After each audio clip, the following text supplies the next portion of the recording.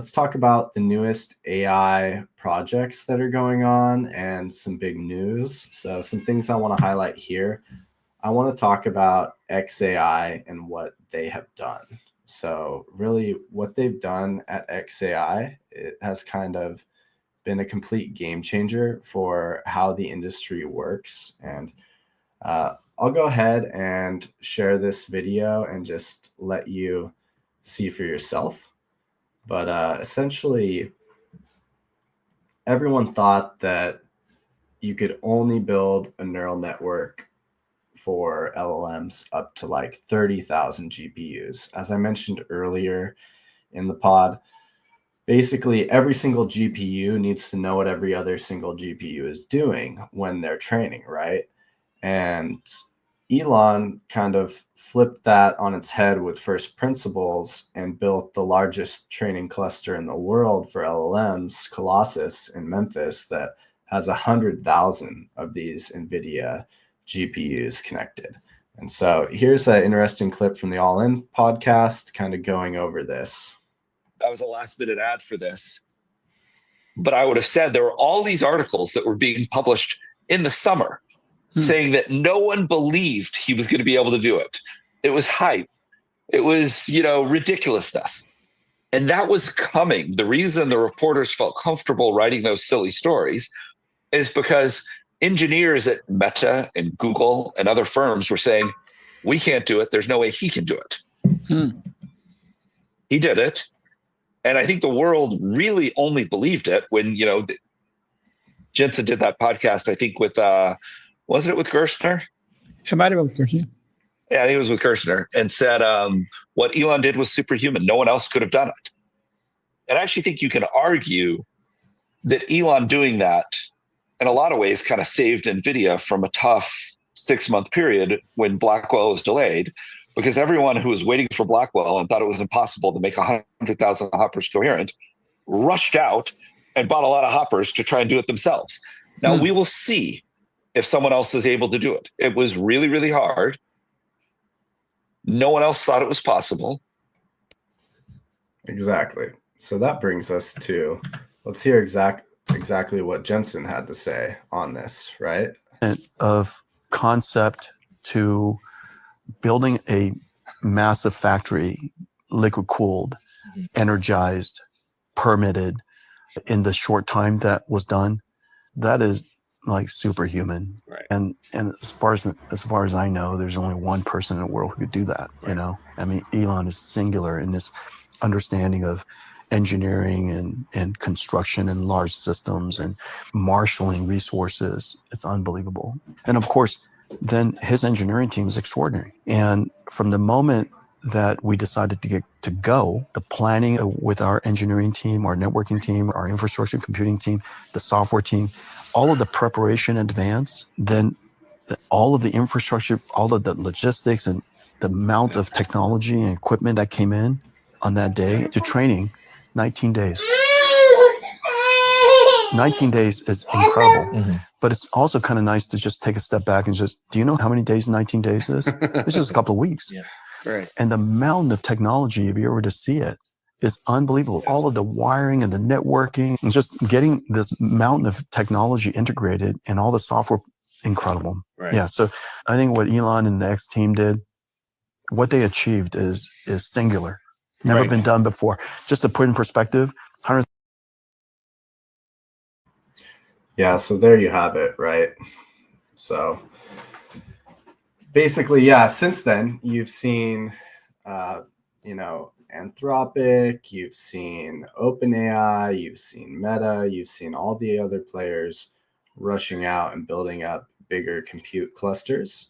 And we're actually going to see if this works. This might not work, but why wouldn't it be better, right? I mean, we're going from like 30,000 up to 100,000, and there has been significant scaling laws in the performance of these LLMs as you increase the size of the training network.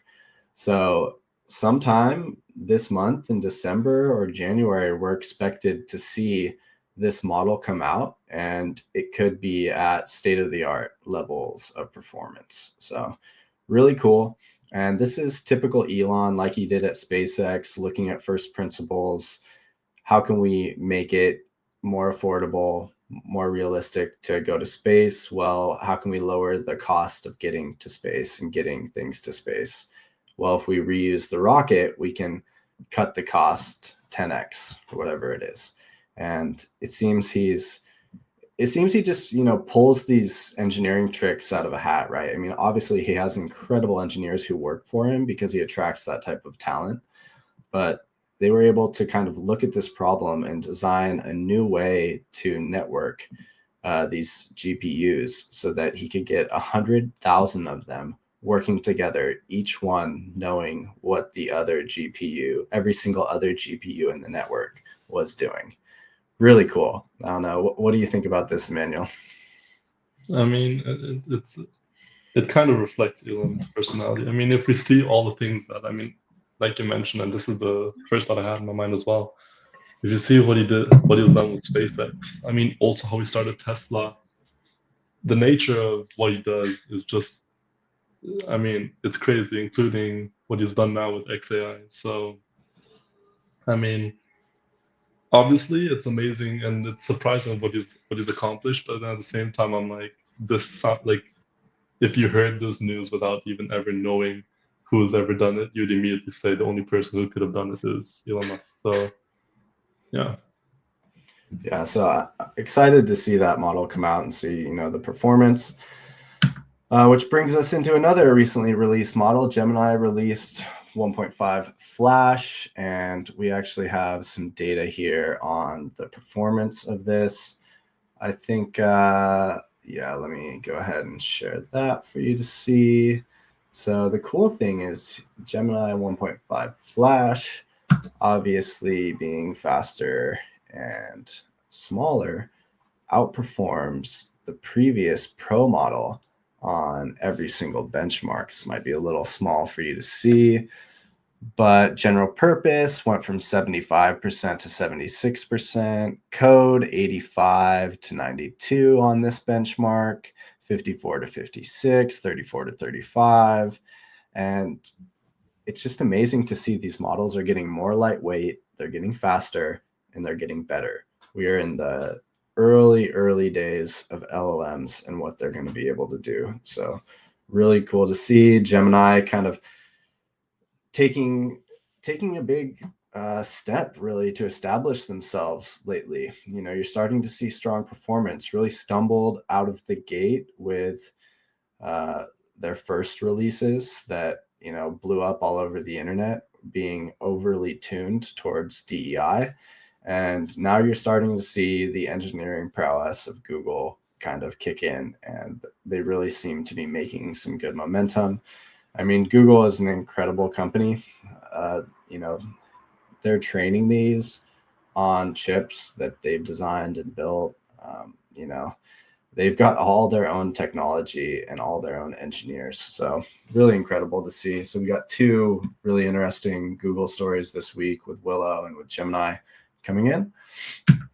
And then I just wanted to personally highlight Claude from Anthropic. Still today, this is my favorite model for developing software as a software engineer, and what I recommend to all of the engineers at SlashDev. If we just dive in and kind of take a look, you might think like the regular chat is cool, but what's really cool about Claude is this projects view, right?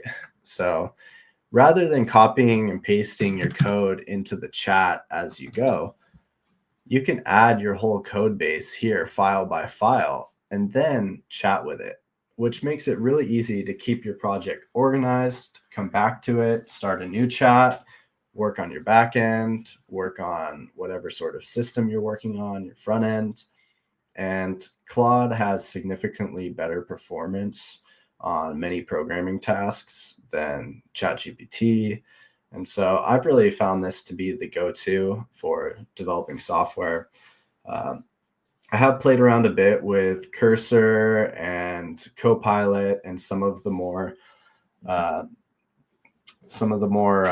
code editor native desktop tools, but I just haven't found them to be as robust as Claude when it comes to programming. So really highly recommend checking out Claude projects if you're looking to build software faster. Believe it or not, there's still lots of software engineers that wonder if AI is useful for programming, and they're just not embracing these tools fast enough. It's clear as day. Google is producing about a quarter or so of their code with AI. Top companies are using this. It's simply going to build things faster and better than most engineers for most boilerplate code. Even advanced code, solving bugs, you're just going to be working with these every day as a partner as you build applications. So really cool. And Claude projects is definitely something I would recommend to check out.